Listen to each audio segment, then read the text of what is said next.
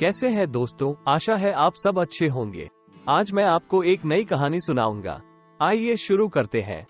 मिथिला नरेश के दरबार में एक तहसीलदार नया बहाल हुआ था। लोगों से जबरन माल गुजारी वसूलकर वो महाराज की नजरों में अपना कद बढ़ाना चाहता था। लोग उसके रवैये से खुश नहीं थे। एक बार वो तहसीलदार श्यामू के गांव में पहुंचा और वहां भी अपने रुतबे के रोब में लोगों से अत्याचार पूर्वक मालगुजारी की वसूली करने लगा। दबाव बनाने के लिए उसने कई बकायेदारों के फसल कटवा लिए। बात श्यामू तक पहुंची। श्यामू कुछ गांव वालों के साथ वहां पहुंचे जहां तहसीलदार ठहरा हुआ था। उस समय तहसीलदार कुर्सी पर बैठा धूप सेक रहा था।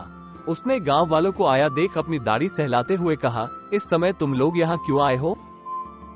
श्यामू ने कहा, कल दरबार में महाराज आपकी प्रशंसा कर रहे थे कि आप जब से आए हैं राजकोष में तेजी से वृद्धि हुई है, इसलिए मैं आपसे मिलने चला आया हूँ। ये गांव वाले भी आपके दर्शन के लिए उपस्थित हुए हैं। श्यामू की बातें सुनकर तहसीलदार की अकड़ बढ़ गई। तभी श्यामू को कुर्सी के पास एक बाल दिख गया।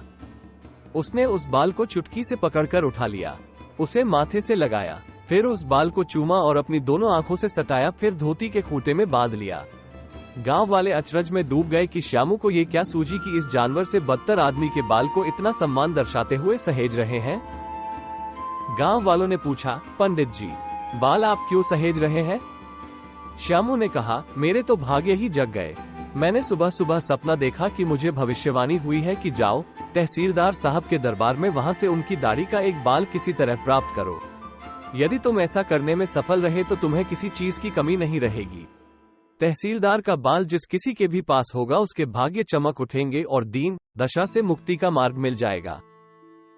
तहसीलदार ये सब सुनकर फूला नहीं समाया।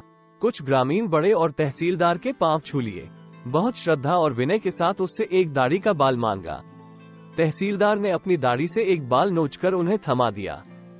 श्यामू ग्रामीणों के साथ वापस आकर अपने रोजमर्रे के काम में लग गए। उनके चेहरे पर रहस्यमयी मुस्कान उभर आई थी। थोड़ी ही देर में पूरे गांव में तहसीलदार की चमत्कारी दाढ़ी की चर्चा होने लगी। पूरा गांव तहसीलदार के आवास पर उमड़ पड़ा। पहले तो तहसीलदार ने कुछ लोगों को अपनी दाढ़ी से बाल खींच कर दिया, मगर मांगने वालों का सैलाब उमड़ता ही जा रहा था। श्यामू ने तहसीलदार को सबक सिखाने का बिना कुछ कहे जो आजमाया। उसका अंतिम नजारा ये था कि तहसीलदार भागा जा रहा था और उसकी मुक्ति दाहिनी दाढ़ी का एक बाल पाने के लिए ग्रामीण उसके पीछे दौड़ रहे थे। तहसीलदार के पास जो भी पहुंचता उसकी दाढ़ी नोच लेता। किसी तरह तहसीलदार गांव से बाहर निकल गया। उसने अपने सामान चपरासियों को भेजकर मंगा लिए और फिर कभी श्यामू के गांव में कर वसूल करने जाने की उसे हिम्मत नहीं हुई। तो दोस्तों, इस तरह श्यामू ने अपने दिमाग से अपने और गांव वालों को उस तहसीलदार से बचाया। ऐसी ही और नई कहानियां सुनने के लिए इस चैनल को लाइक और सब्सक्राइब करें। अगले वीडियो में फिर मिलेंगे।